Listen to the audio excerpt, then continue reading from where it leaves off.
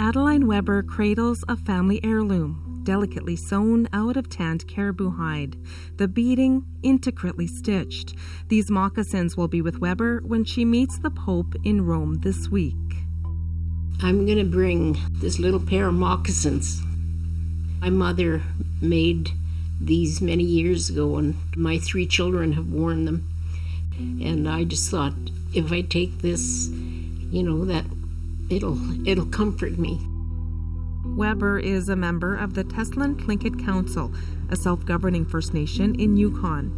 She's a residential school survivor who has been selected by the Assembly of First Nations to take part in its delegation to meet Pope Francis in Rome.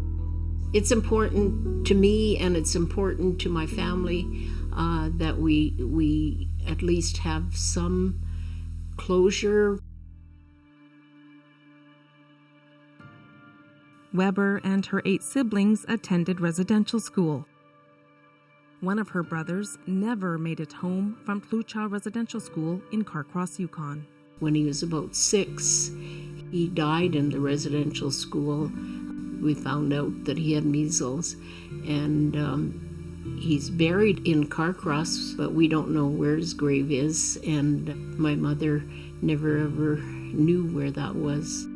Weber wants the Pope to listen to her story, to hear the impact of that pain in person. Now we're facing up to the people that started this whole situation that broke up our families. 1,000 kilometers away in Fort Simpson, Northwest Territories, 2 residential schools once stood on the traditional land of Lidliquet. Pope John Paul II visited here in 1987. This teepee was built in his honor. Regional Chief Gerald Antoine was there. Nobody ever thought that a person of that significance would come to our community. Regional Chief Antoine attended LaPointe Hall in his village as a child. Now he's leading the AFN delegation in Rome. He still thinks about what Pope John Paul II said to his people in 1987. Yes, you have self-determination. Yes, you have land, you have a way of life. And it really has helped us to feel that finally we're being acknowledged as human beings. But what the Pope didn't offer that time was an apology for the Church's role in residential schools. Regional Chief Antoine says he wants to hear Pope Francis say that he will deliver an apology in Canada. There's an expectation. There's also the feeling in our people that needs to happen. And so I have a really strong sense that it will happen.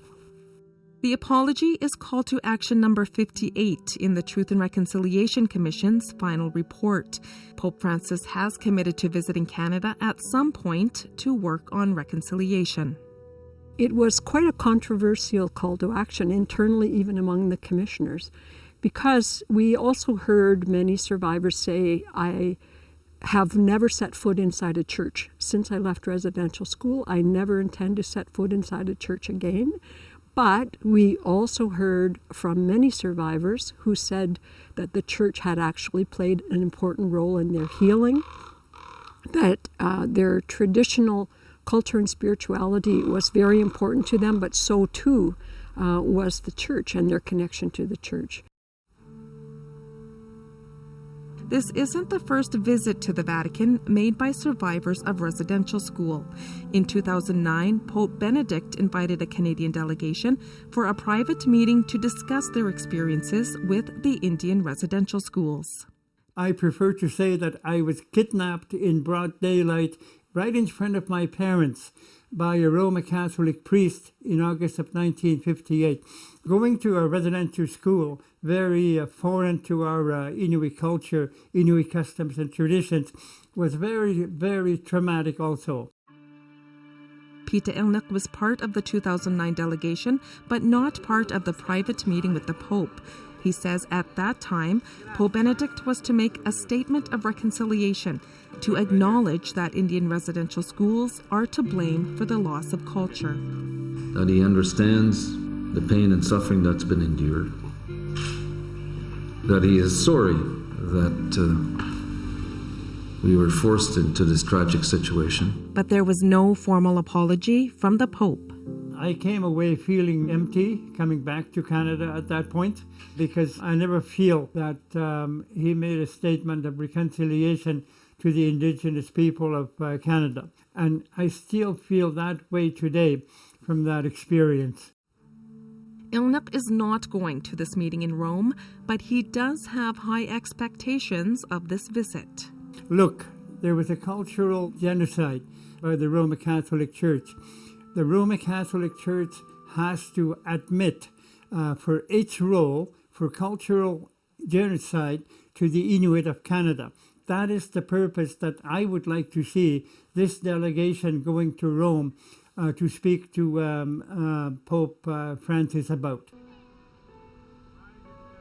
For some survivors and their families, an apology from the Pope would be a step in healing. Métis National Council President Cassidy Caron plans to bring that message to the Pope. A lot of our survivors have told me that this is the piece that's missing right now along their healing path. They need the Pope to know the full story of what happened to Métis people in residential schools in order for them to be able to move on and heal in a good way. And so that's why it's really, really important to us. For Adrienne Weber, when she speaks to Pope Francis, she says she'll get her strength from her mother. My mother was a really strong, resilient woman.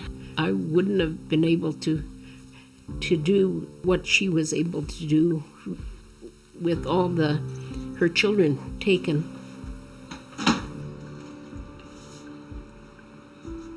I always admire her. Well, Juanita, we're just hours away now from the first in the series of meetings, and I know for some of the delegates, a lot of emotions, an exciting time, but it may be painful as well. Ian, it's definitely going to be painful for some of the delegates who are going to be reliving some of those memories that they've held for so long. And that's why the 3 Indigenous groups, they're going to be bringing support workers with them to help be with them every step of the way.